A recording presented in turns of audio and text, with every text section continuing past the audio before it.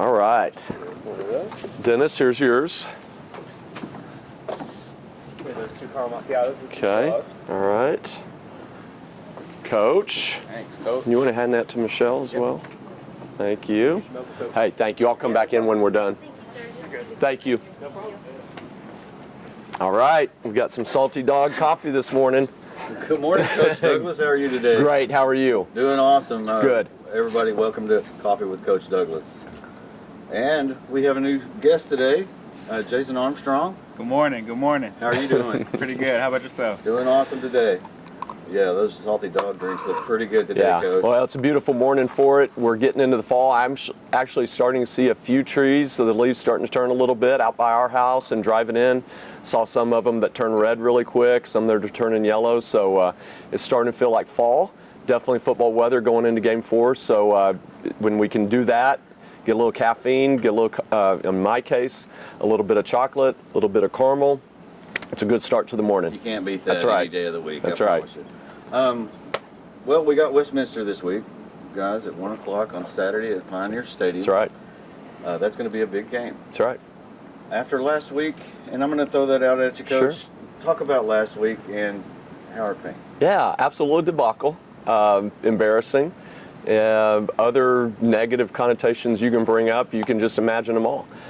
It was one of those things where you start off early in the game, the wheels start to get deflated a little bit, you go 3 and out to start off with, then get scored on right away, turn around, get a kickoff return, throw an interception down deep in our own territory. Get scored on pretty quickly, get the ball back, go another 3 and out, punt, get scored on pretty quickly. I mean, we're 5 minutes into the first quarter, already down 21-0. And so it's never a situation, our guys play hard throughout. That's one thing I've been proud of. I think we've instilled a culture that the effort and the challenge is something that we want, but there's also a point where you start to get a little bit of a shock to your system and you don't play to where you're supposed to be. We talk about in our program playing fast and furious all the time. And the way I describe that furious part is you have to play with confidence. Well, when you're 21-0 kicked in the teeth 5 minutes into the game and you're playing an opponent that is much faster than you, you're not playing with a lot of confidence. And so the furious is not going to come out, that's for sure.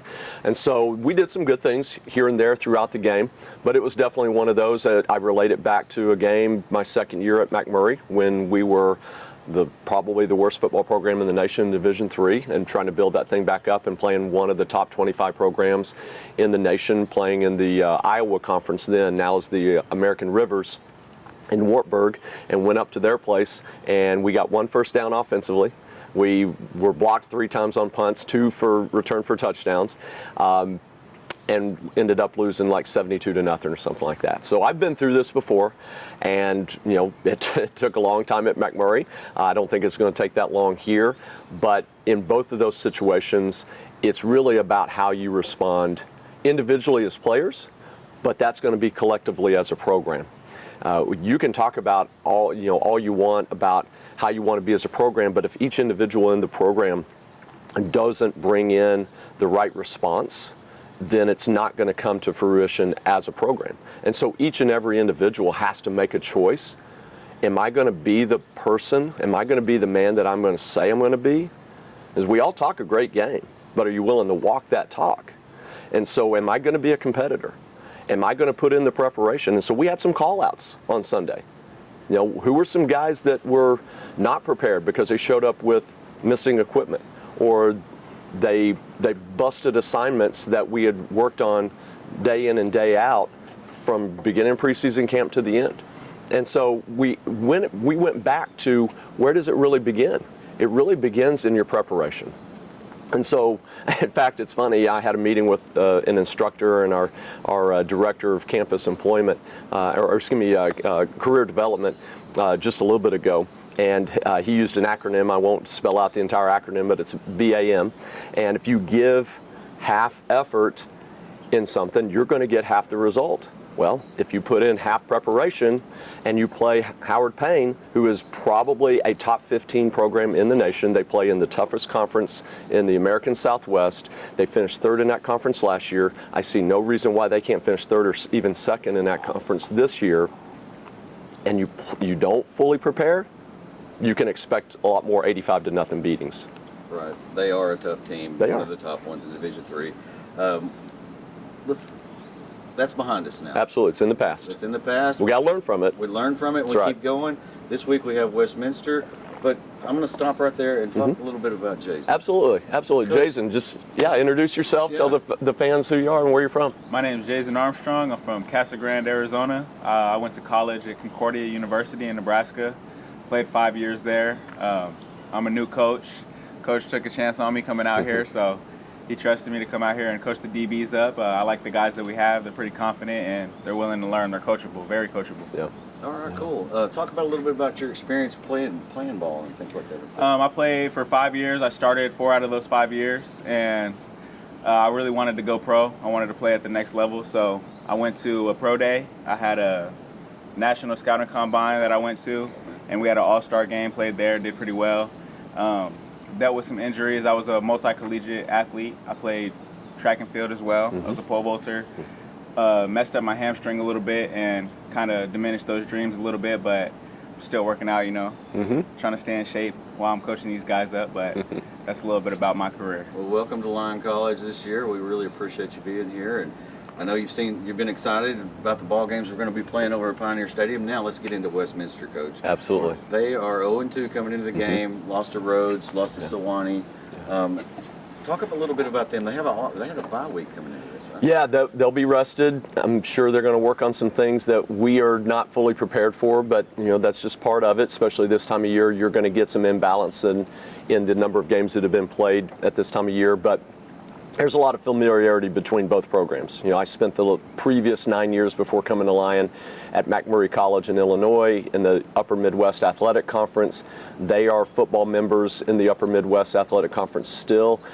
John Welty, their head football coach, know him very well. We've competed against each other 10 different times over the years. I think the guys were asking me what my record was. I think we're 5-5, maybe 6-4. I'm not quite sure. Maybe 4-6.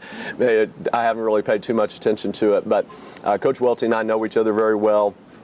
He has an offense coordinator on their staff that I know very well as well, and Elbert Kern. Both those guys are great dudes. Coach Welty's been doing it for a long time. I think this is his 25th year at Westminster College. He's a long time, old school, salty coach. Love him to death. He's just one of those guys, kind of like my mentor, Monty Lewis. Just an old school type of coach. Doesn't believe in cell phones and computers or anything like that. So I kind of got to work through Coach Kern a little bit on some things that are a little bit more digital, but that's okay. He does a great job. Very similar schools, us and Westminster, a pretty high academic, small school. There's going to be a lot of commonalities between the two institutions. Westminster is in a situation like we were maybe 18 months ago, 2 years ago here in trying to rebuild the program.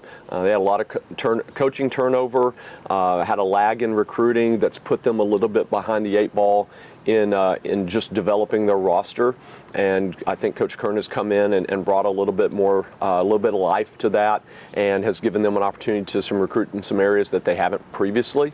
But they're going to be a very young squad in some spots. Now they do have some transfers with Iowa Wesleyan closing last year. They bring in some transfers. They do still have some holdovers that I even remember from a few years ago that were probably freshmen that are now juniors and seniors in that program, and guys even we've recruited. They do recruit in our area pretty heavily. We lost one of our recruits from West Side in Jonesboro this year that's up there playing running back or linebacker or something like that. So there's a lot. It's never bad blood. I mean, we've had a great relationship with Coach Welty. We're gonna shake and hug before and after the game. But there's a lot of just knowing each other, and so that brings a little bit of a unique factor to a situation where now it's a new school, 2 schools that have never played football against each other before, and so it's going to be a unique game. They are, like I said, they're trying to get back some traction in their program. Obviously, we're trying to get back some traction just in a very short micro sense. They're in a little bit more of a macro sense of trying to revamp or rebuild the program from taken a couple of hits. Now we're maybe on paper at the advantage, but this is why you go out and play them. And as I said earlier, we have to respond. We have to respond in the micro sense of what happened last weekend in the past, but it's still gonna be there, and they've got to respond in just that daily process of trying to get better, just like we always do as well. Yeah, I was looking at some of their stats, and their quarterback started off kind of slow against the Rhodes. 47-0 loss there. Came back a little bit, and they had some rushing touchdowns against Sewanee. Yeah. Talk about their offense and what really concerns you about them this week. Yeah, the unknowns, first of all, just not knowing. We think their quarterback has got some ability. They've got a young offensive line that looks like they will protect and run block pretty well at times, and then you'll have some breakdowns. Again, just like us, we're starting, two sophomores that didn't have any game experience until we played Grinnell 3 weeks ago. So we're still young in some spots there, just like they are. Offensively, it'll really be, can we keep them from getting first downs? Can we get them off the field in a regular rhythm? Or are we going to allow them to be able to drive the field, milk clock, keep the offense off the field, and, of course, eliminate some big plays? And, when you start falling asleep and it's just, hey, hand it off inside, everything's packed in the box, and then all of a sudden they want to try to take a shot over the top. So, Coach Armstrong's DBs have got to stay awake all day for that possibility. And can we get them off the field is really, I think, the key. And you just don't know with a bye week and kind of in some flux. You never know what you're going to see with maybe not a new offense, but maybe a new style, a different approach that you really can't prepare for. Coach Armstrong, talk about the preparation for this game with your defensive backs. I think the guys are ready, honestly. I mean, we got a guy, just to name one guy, his name's Tanner Paulette. He used to go there. He's a transfer. He went there for his freshman year, so he's kind of got the guys a little hyped up, and there's maybe a little tension that he wants to get some revenge on his old school that he used to go to. So I think they're ready. They've been preparing. They took this week seriously, and they're just ready to go out there and compete and show that last week doesn't define us. Yeah, I've got you. Defensively, they've got some guys that have a lot of solo tackles, upwards to 20. I think one of them had 21, 16, 15, things like that. Yeah. Real comparable to our defense as far as the tackles. And sure. They don't have any sacks, though. Yeah. So talk a little bit about their defense and what you have to compare. Yeah, it'd be a little bit more of a traditional defense from what we've seen. We're going to see more of a 4-2-5, 4-3 type base alignment, a lot of cover 4, which is, that's kind of what you build things around when you start drawing up on the board these days. You always draw a 4-man front. But things change. We saw a lot of 3-man front and a lot of 3-high safety last week, and that's tough sometimes, particularly when you're a spread offense like us. Not that it's going to get any easier this week. They've got some dynamic players on their team.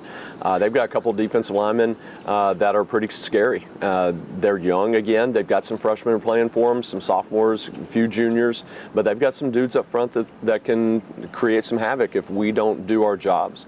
Number 25 linebacker is a pretty good tackler. He's got some great range. He's a taller guy and is their punter, and so they've got some guys there that can definitely do some things. Secondary wise, it's a little hard to get a beat on them. I think number 4 is probably their strongest safety that we've got to keep an eye out for. Number 21 at corner is not bad as well.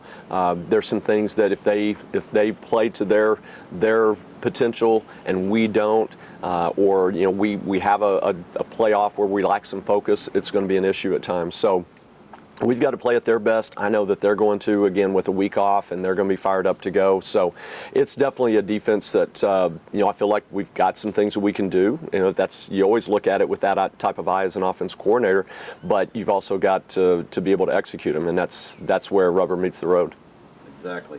Some of the guys talk about some of the guys who are leading right now and stepping up, especially this week. I mean, getting the guys motivated again to get out there and come back to Pioneer Stadium for a win. Really all of our upperclassmen.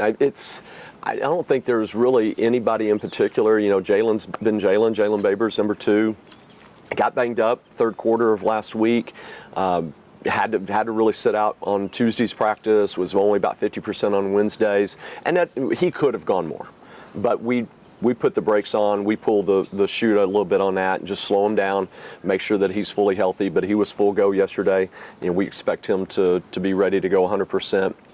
and hopefully keep him healthy through a game. We've got a couple of games in a row that he's been a little bit banged up, but he's done an awesome job. I mean, a guy that's definitely stepped up is Naden Huntsman. Again, a little bit banged up, so he's leading more vocally on a Tuesday practice where he's not practicing, and then again he's about 50% on Wednesday. He's still being very vocal and helping out guys in his position, but guys like Jake Forth that just continue day in and day out and Zane Alls to continue to lead on that offensive line. I think our quarterback, both of our quarterbacks, Brady Miller, Eli Funk, have done a great job of continuing to encourage the entire offense. Defensively, a guy like TP, Tanner Paulette. Again, like we've talked about, Westminster is going to recruit in our backyard sometimes, and so they did before I got here, and Tanner reached out to us and wanted to come back home.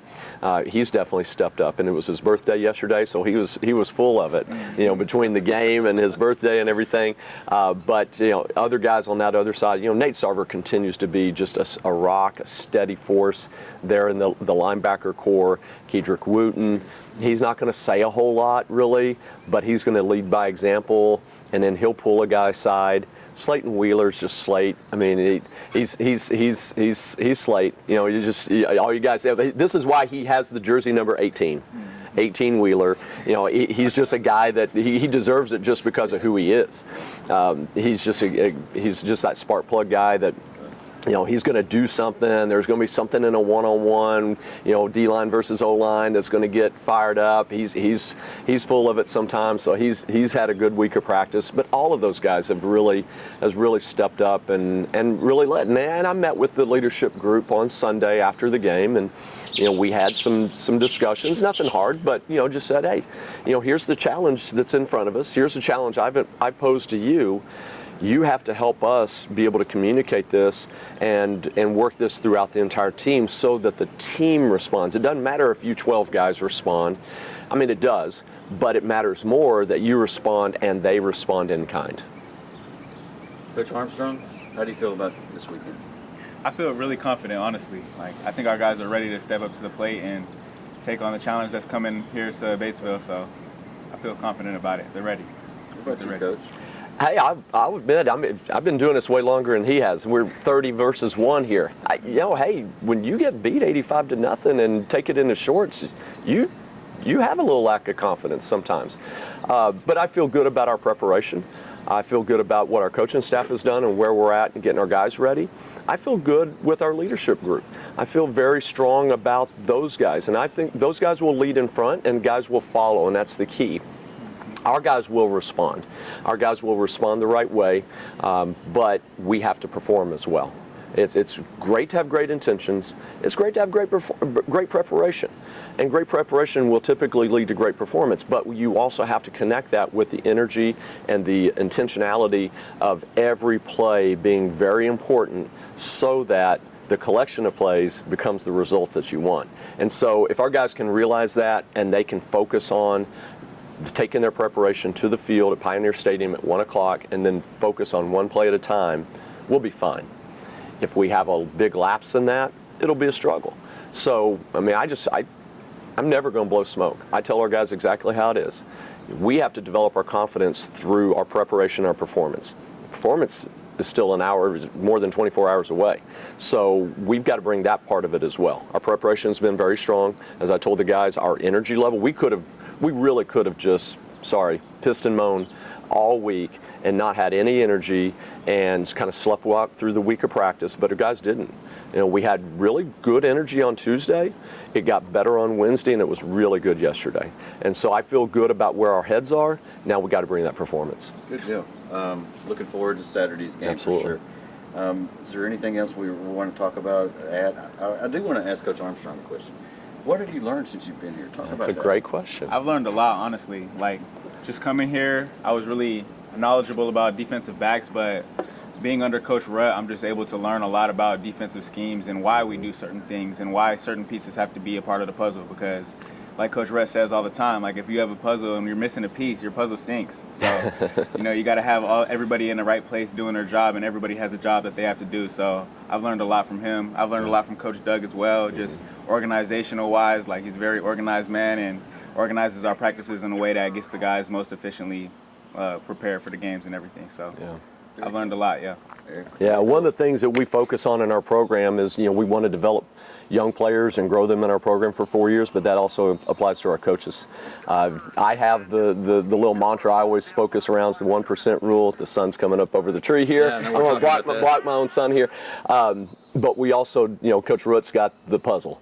Yeah. We're always going to lean on something. We're creatures of habit. We're always going to lean on something. And so it's always very gratifying when you hear players or coaches reiterate some of the language, some of the coach speak that you've been saying for time and time again. And so really gratifying to hear that and to get to hear that from your coaches, because one of the things we sold to Jason was that we want to bring you in, do a great job, follow the plan. You develop and grow as a coach. It'll get better for you. You'll continue to develop and grow, and you'll take this experience somewhere else and be better for it, and you'll enhance someone else's program. Exactly. That's what it's about, Yeah. I know. I'm sorry about this. No, hey, shoot. This is the first time we've done this. The sun's come up. I know. Well, we need to get our little tarp up again. That's what I was trying to get Coach Freeman Well, here. I don't know if he can get up high enough. It's pretty high up He can there. block that. He could hold that up above your head. Riley's a There little. you go. Hey, there we go. Perfect. Step up here a little. There you go. That was the whole Perfect. idea. There it is. Good. Sometimes you have to improvise when That's you're right. doing these things. That's right. Hey, we're looking forward to it, Coach. Is there Absolutely. anything else we want to add? No, actually there is. We've really enjoyed doing these things. These have been awesome. Want to continue to do it. Hopefully continue the following. Don't know where the analytics are. We'll find out maybe after this afternoon and how many people are watching and so on, but pass it along. One of the things that I want to push out there starting today, yesterday was Nacho Gomez's birthday. Nacho was a player that we lost a couple years ago, and we just got a memorial put up for him this summer. And so 1 month from yesterday, we will do a dedication before our John Melvin game, which I believe is week 8. I'm looking at Coach Freeland to get confirmation. I think it's week 8, and we'll do a dedication for that monument, for that ceremony at 10 o'clock at 11 o'clock on the 21st of October. So really looking forward to that. But also on top of that, we want to announce that we are making a huge push to get on campus, hopefully as early as the fall of 24. I'm keeping fingers and toes crossed for that, but I'll make it official now. Hopefully I don't get in trouble with anybody on campus, but we're making a huge push to raise through the football program about $250,000 to get on campus. We'd like to get started with about $1 million to get the stadium off the ground so that we can start playing our games here. And so we need parents, we need fans, we need FOPs, as I call them, friends of the program, involved in this. And so we will hold on Saturday, another Coffee with Coach on Saturday, October 21st at 10 a.m., an hour before we do the dedication for Nacho's memorial, to involve alumni, to involve parents, to involve friends of the program, to involve people from the community here in Batesville, to show what our plans are. And so with the help of Coach Freeland and our institutional advancement office and our communications office, we'll prepare a lot of things for that, and just have a good 30-minute, 45-minute discussion on what we can do, what our plans are, and what we can do to be able to raise that kind of money so that we can get on campus again, hopefully as early as 2024 in the fall. If not, we'll push that back, but it'll really depend on the generosity and the energy of trying to get this program taking the next step. And that next step for us is improve our facilities to be able to have a home spot where Lyon College, even in its prehistory, it's pre-1900s, or I'm not 1950s modern age of football, never has been on campus, never has played on campus. Never has. That's got to happen. Yes, it does. So let's get it done. We're looking at trying to raise, again, through the football program, $250,000. So we want to start that today, right now. So get the word out. Let's start pushing this. And hopefully the fall of 24, it'll match up right in line with our joining a conference in the Southern Collegiate Athletic Conference, the SCAC, where we'll be finally in a conference and not playing this independent no man's land. I like your statements there. That was perfect. Thank you. As far as that goes. Y'all aren't going to be back for another month. That's right. Almost a month. Well, talk about independent schedules. I mean, we've talked about it before. It's going to be wild. I was talking with Dick Kaiser. Dr. Kaiser is the commissioner of the SLIAC, the St. Louis Intercollegiate Athletic Conference, which I'm very proud to have had some input and had some impact in pushing our athletic program to go that direction. I felt like it was a perfect fit for the type of institutions that make up the SLIAC and a perfect fit for entry into Division III. Unfortunately, the SLIAC doesn't have football. So I'm talking to Dr. Kaiser about how can we get SLIAC football back. You know, it had football when they originated in 1989, lost it due to schools dropping football like Blackburn and Principia and some schools like that. But now with Lion coming in and having football, there's a window. It's a small window, but there's a window maybe down the road. Love the SCAC, definitely want to be a part of it, but it would also be nice to be under one umbrella. And so got a chance to talk with Dr. Kaiser a little bit last night. Would love to continue that relationship. I think it's great for our athletic department to be in that conference. And so whatever happens on our conference alignment, that's fine. But it is going to be crazy for the next month. We're going to turn around a week from. We're going to have to do Coffee with Coach on Thursday because. Next week, we're going to Abilene, Texas, about the same distance a trip as it was to Brownwood, leaving out at 6 a.m. on Friday. We're going to turn around, come back, get back early Sunday morning, watch this film, and then on Thursday of the week after, we're leaving a 2-day trip to head to Alfred State, to Alfred, New York, which is 16 hours away. We'll get on 2 buses and drive 8 hours to Cincinnati and spend the night in practice, and then drive another 8 hours to Western New York and do another Friday practice and then play a game. And play it as early as we can. We're going to play a noon Eastern kickoff, which is 11 o'clock, of course, for us Central Time, and then turn around and drive 16 hours straight back. So we're probably looking not to get back till noon on Sunday at best. The good thing is it's a bye week. And it's fall break. I don't know what stars align to make that happen, but we have fall break and a bye week together. I mean, I've told our staff we're pretty much shutting it down for about a week. Now our coaches will be working. The kids maybe, but the coaches never stop. Right? No, well, you can tell them what we're doing. Yeah, so we're going to be recruiting all that bye weekend. Coach is going to take me under his wing that Monday, take me out and show me how it's done, and then set me free to do it by myself. That's right. We're only giving him about. I'm going to go 6 schools and say, hey, you got to figure it out in 6 schools. And he's got a really important area. He's got that area where it's Bryant, Benton, some of our best football in the state. Yeah, so yeah. Definitely. But Jay's going to do a great job, and just like we talked about, he's going to learn now the recruiting side, because college football, everybody thinks it's about calling plays or calling defenses at 1 o'clock on a Saturday afternoon. That's like 5%. It's not even 5%. That part of it on Saturdays is like 0.5% of what we do, and then everybody thinks the football is maybe 90% of what we do. What would you say? We got operations, man. We got stuff we got to take care of. Yeah, academics. Equipment, academics, you know what I'm saying? And recruiting. Recruiting, yeah. Because number one, I mean, it doesn't matter how good a coach you are. If you don't have great players, you're going to be a pretty mediocre coach. So we got to continue to develop this program, and you do that, number one, through recruiting. And so we're going to take advantage of the bye week. As coaches, we don't get the week off. Our players, yeah, they'll chill. They're going to get back to focusing on academics. Not that they're not now, but that's the only focus they'll have to worry about for about a week. But yeah, I mean, no rest for the weary. We're just going to continue to grind away. Yeah, I was going to say you could come home, put your head on your home pillow, but that's not going to happen for you guys. Some of our guys will be in hotels because Arkansas is not a huge state, but a 3-hour trip to get to Texarkana, you're not going to leave at 3 in the morning and try to hit a high school. So we'll put our guys in some hotels. They'll be gone for 3 days, 4 days, and Monday through Friday we're going to be recruiting. 1 o'clock Saturday, Pioneer Stadium, Westminster Blue Jays. What do you got to say? Hey, everybody come out.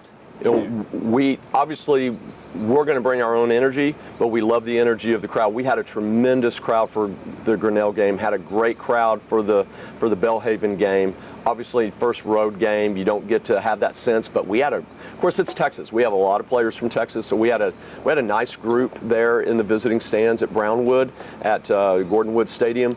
but now we're back home. We're back home at Pioneer Stadium. Let's fill the house. Not just friends and family. Let's get community. Let's get alumni out there. And again, we'll feed off our own energy, but we want to feed off y'all's energy as well. Anything you want to add? Oh, thank you guys for having me on here. Yeah, absolutely. Appreciate it. Y'all, 1 o'clock, Pioneer Stadium, Westminster versus Lyon College for the first time. Come see them.